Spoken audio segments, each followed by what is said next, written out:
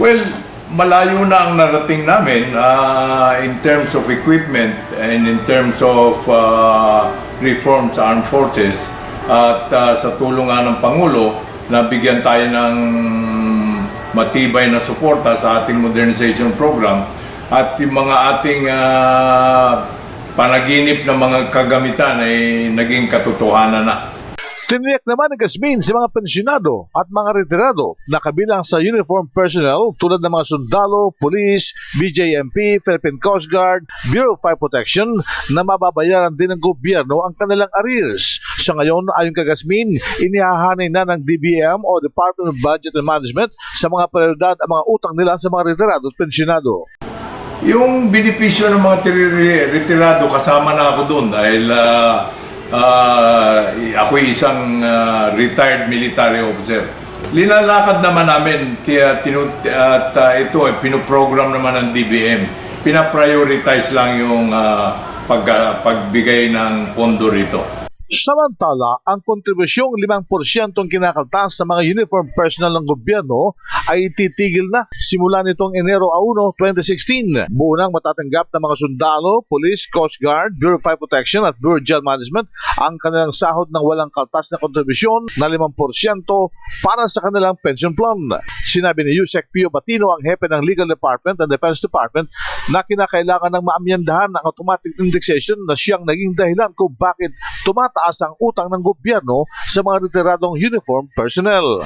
Alam naman ho natin na sa pension ng mga uniform services ay tumataas.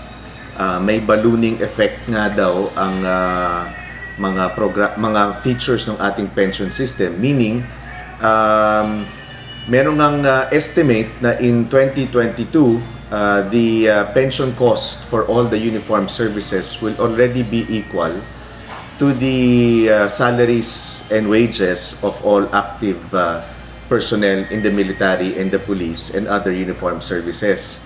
So this also affects the capability of the uniform services to perform their mandate because most of their budget already just go to pension costs.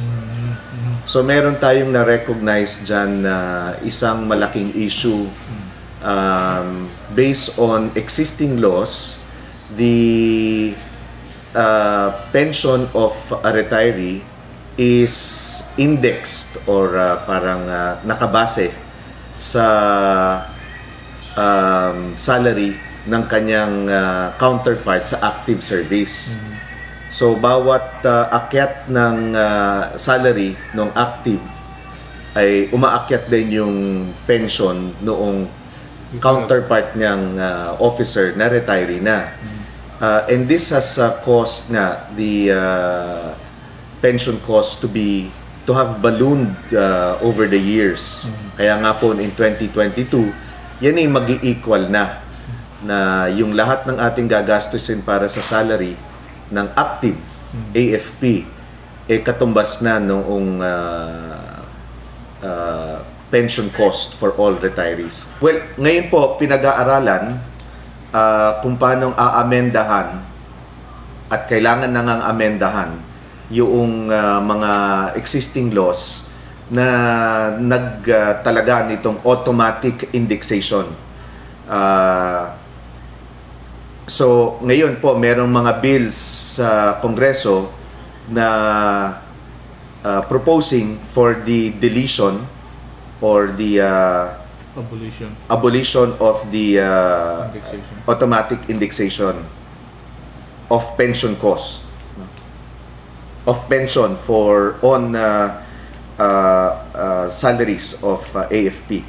Kailangan ko rin pong bigyan diin na sa panahon ng administration ni Presidente Aquino na simulan na hong bayaran yan paunti-unti. Alam na natin na yung pagkakautang na yan ay matagal na naipon over so many years. But at least during the Aquino administration, these arrears have been programmed to be paid. And I think there have been substantial payments during the last 5 years. So, yan naman ho ay pinoprograma ng gobyerno na mabayaran. Palagay ko, personally, isa na rin nga sa mga rason kung bakit hindi